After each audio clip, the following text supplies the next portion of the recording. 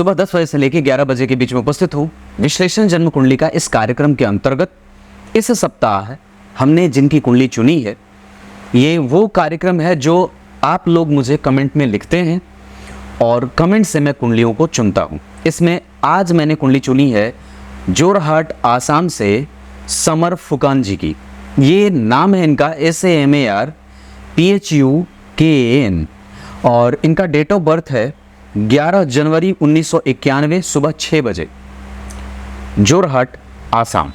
आइए, इन्होंने अपने प्रश्न पूछे हैं मुझसे कमेंट में कि सरकारी नौकरी और बाकी का जीवन कैसा है, आगे की दशाएं कैसी रहेंगी। शुरू करते हैं आज का कार्यक्रम। कहीं नहीं जाना है, बिल्कुल बन के रहिएगा। आपको सबसे पहले मैं कहूँ अपना जो ये कार्यक्रम है देखने के बाद ज़रूर ही डेट ऑफ बर्थ, टाइम और प्लेस कमेंट में लिख दिया करिए और उसके बाद अपने प्रधान प्रश्न, बाकी के जितने भी लोग हैं वो भी अपने प्रश्न अवश्य लिखें, जो भी अगर कोई प्रश्न बनता हो दिमाग में तो। आइए विषय पे लेके आता हूँ। सबसे पहले इनकी कुंडली के पंचांग से आपका परिचय करा दूंगा। इनकी कुंडली में इनका जन्म उत्तरायण में हुआ है, जिसके कारण सूर्य बलवान होंगे और शिशिर ऋतु में जन्मे हैं, इस वजह से काम में विलंब होगा। कृष्ण पक्ष के रविवार को जन्मे हैं, इस वजह से मैंने बात कही है पित्ताधिको अति चतुरस तेजस्वी समर प्रिय दाता दानो महोत्साही सूर्यवारो भवेन नरः। जो व्यक्ति जिसका भी जन्म रविवार को होता है वो दानी होता है और बुद्धिमान होता है, अपने पिता के जैसे आचरण को रखने वाला होता है, कई बार अच्छाई ज़्यादा। इसके साथ साथ उसका क्रोध थोड़ा ज़्यादा होता है और वो भावनाओं को समझने वाला, आंतरिक गतिविधियों में लीन रहने वाला होता है, अपने ऊपर काम करने वाला होता है।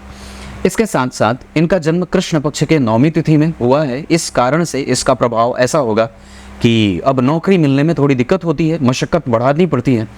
और कृष्ण पक्ष के 9वीं तिथि के चंद्रमा शुभग्रह नहीं होते, वो पापग्रह होते हैं, इस कारण से अब व्यक्ति को मेहनत करने में दम लगाना होगा। इसके अतिरिक्त आपको मैं बताऊं, इनका जन्म हुआ स्वाति नक्षत्र, जो व्यक्ति को धनाढ्य बनाता है और इसके साथ साथ रिसर्चर भी बनाता है। उसके ज्ञान की पराकाष्ठा होती है और वो बुद्धिमान होने के साथ साथ महत्वाकांक्षी भी होता है। शूद्र वर्ण और देवगण के होने के कारण व्यक्ति में समरसता का भाव भी है, उसके पास दैवीय शक्तियों का प्रभाव भी है, मतलब वो भविष्य को देखने की क्षमता भी रखता है। इसके साथ साथ वो शूद्र वर्ण के होने के कारण उसकी महत्वाकांक्षा ऊंची और साथ ही साथ क्रोध और वैमनस्व का भाव, ये ना हो तो ज़्यादा बढ़िया है। इनकी कुंडली में इनका चंद्रमा पापक है, इस वजह से सरकारी नौकरी के योग थोड़े कमज़ोर बनेंगे और साथ ही साथ चूंकि सूर्य उत्तरायण के हैं, इस वजह से नौकरी की इच्छा होगी, पर वो पूरी होगी कि नहीं ये आगे की बात होगी। इनकी कुंडली में दशमांश पे सीधे लेके आता हूँ। दशमांश कुंडली में सिंह लग्न की कुंडली बनती है। यहाँ के जो भाग्य भाव के अधिपति हैं वो यहाँ के लग्नेश बन गए और यहाँ गुरु मित्र की राशि में और मंगल अपने भाव से 4 घर आगे केंद्र में। शनि सरकारी नौकरी के कारक और दशमांश कुंडली इनकी कुंडली का सबसे अच्छा चैप्टर बना, क्योंकि दशमांशा कुंडली में सरकारी नौकरी के लिए शनि को देखा जाता है, 6वें भाव को देखा जाता है और चतुर्थ भाव को देखा जाता है। तो चतुर्थ भाव के अधिपति मंगल ने 6वें भाव के अधिपति शनि को देखा है, यानी कि मंगल ने शनि को, शनि ने मंगल को। ये योग व्यक्ति की कुंडली में सरकारी नौकरी का योग बना देते हैं और कई बार व्यक्ति को अच्छा और पदस्थ अधिकारी बनाने की योग्यता डाल देते हैं। पंचम भाव के अधिपति जन्म कुंडली में 6वें और 7वें भाव के अधिपति शनि से दृष्ट हैं और गुरु और सूर्य केंद्र में इस दशमांशा कुंडली को बलवान बनाने में कोई कसर नहीं छोड़ेंगे। पर वस्तुतः यहाँ 2 से 3 मतलब एक क्रूर ग्रह और 2 पापग्रह केंद्र में हैं, इस कारण से व्यक्ति को कई बार ऐसा लगने लगेगा कि मुझे नौकरी नहीं मिलने वाली है, पर वस्तुतः हो जाती है। अगर नौकरी नहीं होगी तो उसमें 2 से 3 चीज़ें काम करेंगी, जैसे चंद्रमा कमज़ोर और सूर्य डिग्री में मृतप्राय है, क्योंकि उनकी डिग्री जो बनी है वो बनी है 26 डिग्री की, इस कारण से वो मृतप्राय होंगे, जिसके कारण सरकारी लाभ मिलने में दिक्कत होती है और व्यक्ति कई बार उदार मना होने की प्रवृत्ति में जाता तो है, पर वो संपूर्ण नहीं हो पाता या कई बार उसके प्रभावों में समस्याएं आती हैं। दशम स्थान में दिग्बली मंगल और बुध लग्न में सूर्य के संग शिक्षकीय योग यहाँ बनेगा। इसके साथ साथ वन विभाग और भूमि विभाग से संबंधित नौकरी मिल सकती है। शुक्र के साथ केतु का बैठना धनाढ्य बनाने के लिए काफ़ी होगा, क्योंकि धन भाव के अधिपति नीच के होकर के भी वापस अपने भाव को देख रहे हैं, जिनका नीचभंग मंगल ने किया है। मतलब अगर जन्म कुंडली में धन भाव के अधिपति अपने भाव से 4 घर आगे बैठेंगे और वापस अपनी 10वीं दृष्टि से धन भाव को देखेंगे, धन के कारक मेहनत करते हुए देखे जा रहे हैं। लग्नेश तृतीय भाव में छोटे भाई बहन और बड़े भाई बहनों का सहयोग व्यक्ति को मिलता रहता है। इसके साथ साथ व्यक्ति की कुंडली के लग्न में ही सूर्य और बुध बैठे हैं तो वो चिरंजीवी है, बुद्धिमान है, ज्ञानी है, तार्किक है, कैपेसिटी वाला है और सबसे अच्छी बात है कि उसकी जो याददाश्त क्षमता है वो बड़ी ही मजबूत है। भाग्य का सुख लग्न में है, धर्म का सुख व्यक्तित्व में है। लाभ भाव में चंद्रमा कभी कमजोर होते नहीं हैं, चाहे पापग्रह भी क्यों ना हो। वहाँ से वो व्यक्ति की इच्छाओं की पूर्ति कराने में, बड़े भाई बहनों के साथ संबंधों में जाने में, इसके साथ साथ उसके बड़े पूर्वजों का आशीर्वाद प्राप्त करने में, जीवन की समस्त इच्छा और आकांक्षाओं की पूर्ति कराने में एकादशवें के चंद्रमा सहयोगी होते हैं। पर उस पर और भी अच्छी बात होगी कि गुरु की दृष्टि है। इस कुंडली की कमजोरी क्या हो सकती है? तो लग्नेश का तृतीय भाव में जाना इस कुंडली की कमजोरी है, क्योंकि लग्नेश तृतीय भाव में जाएंगे तो अब आपको 2 रुपए कमाने के लिए 10 रुपए के बराबर मेहनत करनी पड़ती है। यही नहीं, आपको कई बार 10 अंक पाने के लिए 40 अंक से ज़्यादा की मेहनत करनी पड़ती है। और ये अभी कुंडली गुरु में राहु से जूझ रही है, जो व्यक्ति को कई तरीके से परेशान करने के लिए काफ़ी है। इस कुंडली में राहु अष्टम स्थान में बैठे हैं कर्क राशि के, जिसका अधिपति इस कुंडली के लिए बहुत अच्छा नहीं होता है। पापक भाव का अधिपति है, पापक भाव में बैठा है और गुरु से दृष्ट हैं तो धर्मार्थ आचरण करने वाला, रिसर्च करने वाला, साथ ही साथ धर्म को पहचानने की शक्ति रखने वाला होता है। उच्च दार्शनिकता होती है और व्यक्ति निरंतरता से कोई काम करने में बल रखता है। इसके साथ साथ चूंकि राहु अष्टम भाव में कर्क राशि में बैठे हैं, उस पे शुक्र की शुभ ग्रह की दृष्टि जा रही है और अन्य किसी शुभ ग्रह से उसका कोई वास्ता नहीं बन रहा है। इस कारण से हमें निस्संदेह बहुत ज़्यादा अपने दिमाग को बेवजह की बातों में लगाने से बचना चाहिए। इसके साथ साथ अगर जन्म कुंडली में शनि और राहु के साथ साथ द्वितीय भाव पे शुक्र का भी प्रभाव होगा, इस कारण से हमें धन व्यय करने से बचना चाहिए। अपने धन को सही जगह पे लगाने से विचार करना चाहिए। कई बार व्यक्ति बहुत सारी ऐसी उल्टी पुल्टी चीज़ें खरीद करके ला देता है जिसके बाद में कोई आवश्यकता नहीं रहती है। धन मेहनत से पराक्रम करने के बाद परिणाम, और शुक्र द्वितीय भाव में केतु के साथ मुखमंडल बड़ा सुंदर और व्यक्ति व्यवस्थित मानसिकता का होता है। आइए अब आपको आगे बढ़ाता हूँ। यहाँ जन्म कुंडली में धन की स्थिति कैसी है और कुटुंबजनों के साथ संबंध कैसा है। जब कभी भी जन्म कुंडली के दूसरे और 5वें भाव की कमजोरी होती है तो आपको ये समझ लेना चाहिए कि अब आपको दूसरों को पकड़ने के लिए मेहनत ज़्यादा करनी होगी। मैंने कल एक कुंडली देखी शाम को, वो बड़े डॉक्टर थे, बड़े अच्छे डॉक्टर थे मुंबई के।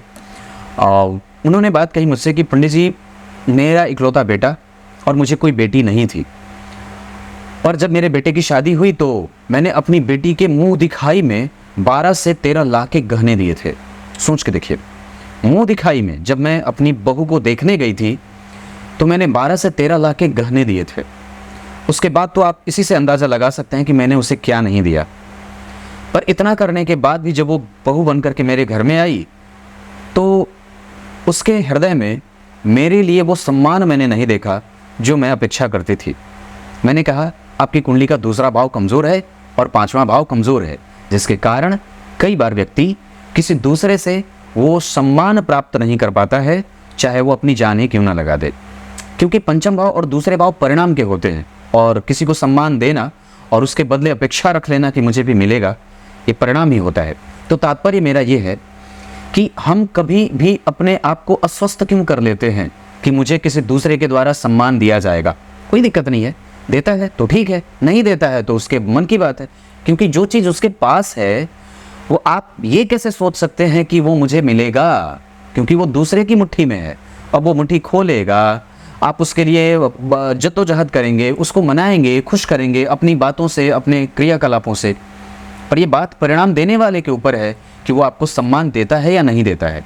ठीक उसी तरीके से जिस तरीके से उच्च पदस्थ अधिकारी को उसका जो नीचे का जो अधिकारी होता है, नीचे का जो उसका कर्मचारी होता है, वो उसको खुश करने की कोशिश करता है।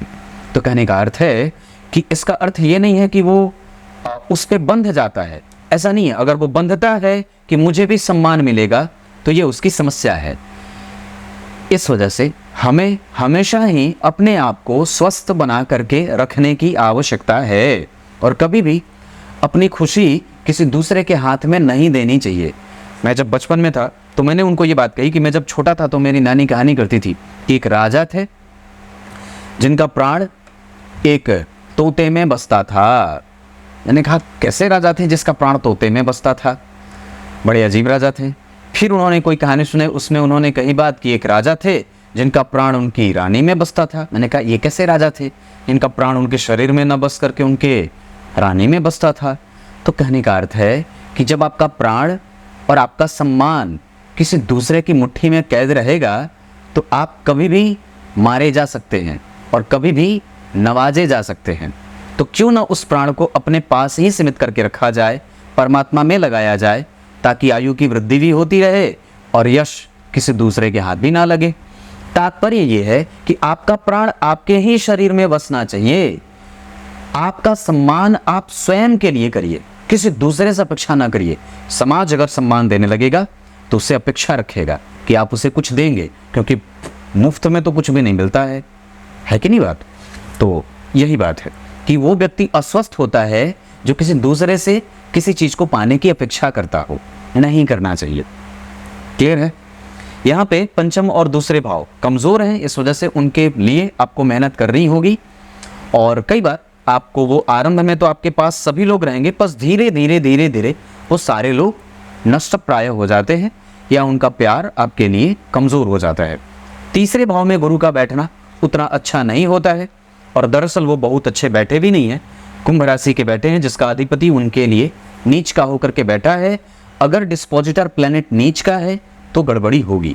इसके साथ साथ आपकी कुंडली में जिस भाव में जो ग्रह बैठा है, यहाँ पे सूत्र है, अगर उस भाव का अधिपति नीच का है या कमजोर है या डिप्रेस है तो परेशान करता है। तो पंचम भाव डिप्रेस है, इसका अर्थ है कि संतान में, इसका अर्थ है कि मेहनत के बाद परिणाम में, इसका अर्थ है कि प्रेम पाने में, इसका अर्थ है कि प्रेम देने में, और जो मशक्कत करने के बाद जो परिणाम मिलता है उसको पाने में दिक्कत है। नवमांसा कुंडली में लग्न के अधिपति बनते हैं मंगल, वो जाकर के जन्म कुंडली में बैठे हैं एकादशवें भाव में, और बुध यहाँ शत्रु के घर में बैठे हैं। शुक्र यहाँ अपनी राशि के, नीच के शनि यहाँ भी, नीच के शनि यहाँ भी, इसका अर्थ है कि शनि वर्गोत्तम है। और गुरु यहाँ अष्टम में द्वितीय होकर के द्वितीय भाव को देख रहे हैं। और यहाँ सूर्य बैठे हैं जो व्यक्ति के जन्म कुंडली को, यहाँ शनि मंगल राहु केतु का तो प्रभाव नहीं है, पर इस भाव के अधिपति गुरु बैठे हैं अष्टम में और मंगल की दृष्टि है जो इस कुंडली का लग्नेश है। तो व्यक्ति का विवाह ठीक से हो तो जाए, उसमें कोई परेशानी नहीं है। पर शुक्र यहाँ अकेले बैठे हैं और पीछे शनि पत्नी के स्वास्थ्य में कमजोरी और गैस्ट्रिक पेशेंट बना देते हैं। इसके साथ साथ कभी कभी कम्युनिकेशन गैप होता है, या कभी कभी शत्रुता बन जाती है, या कभी कभी किसी एक बिंदु पे दोनों अलग अलग हो जाते हैं। इस वजह से पूर्णतया कुंडली ना मिले तो विवाह से बचिएगा, कुंडली मिला करके ही विवाह करें, ये बात भी बहुत आवश्यक होगी। इसके साथ साथ आपकी कुंडली का इनकम बहुत अच्छा है, मैं ये बात कह सकता हूँ। आपका दाम्पत्य, आपकी बुद्धिमानी, आपकी आयु, ये सब अच्छे हैं। राहु बुढ़ा करके मारते हैं और यहाँ वो बैठे हैं। शनि वर्गोत्तम है, इस वजह से धन आएगा और पराक्रम भी व्यक्ति को करना होगा। शनि की दृष्टि अगर इस भाव पे नहीं होती तो गंभीरता नहीं होती, आप गंभीर हैं, कभी भी किसी चीज के लिए मुंह नहीं खोलते हैं, ये अच्छी बात है, इसको मेंटेन करके रखिए। ईश्वर पे विश्वास, भगवान के नामों का जप, दामोदराय नमः का स्मरण और भगवान अच्युताय नमः, अनंताय नमः, गोविंदाय नमः, माधवाय नमः, इन सभी नामों का स्मरण अगर व्यक्ति करता रहे तो उसको कष्ट नहीं होता है दुनिया से और इहलोक के बाद परलोक में। इसका स्मरण करते रहिए। इस कुंडली के लिए रविवार का दिन और गुरुवार का दिन बहुत अच्छा रहेगा। इस कुंडली के लिए दिशा उत्तर पूर्व बहुत अच्छी रहेगी। इस कुंडली के लिए अंक 5 बहुत अच्छा रहेगा। इस कुंडली के लिए दिशा धन कमाने के लिए उत्तर भी बहुत अच्छे रहे और उत्तर पूर्व भी बहुत अच्छी रहे। नक्षत्र इस कुंडली के लिए स्वाति, चित्रा, श्रवण, अश्वनी और हस्त और उसके साथ साथ रेवती, ये सब नक्षत्र अच्छे बनेंगे। दिन बताया, दिशा बताई, अंक बताया, नक्षत्र बताया। राशियां मेष, सिंह और तुला बहुत अच्छी रहे। विवाह करना हो मकर राशि और इसके अतिरिक्त आपकी कुंडली में तुला राशि और इसके अतिरिक्त कन्या राशि, इन जातिकाओं से विवाह किया जा सकता है। अभी शनि की दशा आएगी 2025 के नवंबर से, पर अभी भी आप बहुत परेशान हैं मानसिक रूप से। ये बेवजह का दिमाग में बकवास करता रहता है और इसके अतिरिक्त बेवजह की बातों पे अपनी ऊर्जा व्यक्ति से नुकसान करवाता रहता है। व्यय पे नियंत्रण, और मंगल की दशा में शुक्र, मंगल की दशा में शनि, मंगल की दशा में चंद्रमा, मंगल की दशा में, बस ये दशाएं कमजोर ना हो।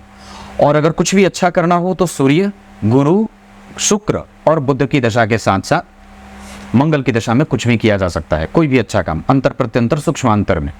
ये इतनी सारी चीजें। शनि की दशा है, बजरंग बली की खूब पूजा करिए, हनुमान चालीसा का पाठ, प्रत्येक दिन मंदिर का दर्शन, सुंदरकांड का पाठ महीने में 1 बार, इसके अतिरिक्त लगातार 108 बार हनुमान चालीसा का पाठ नौकरी का संकल्प लेकर के किया करिए। तब तक के लिए बहुत बहुत नमस्कार।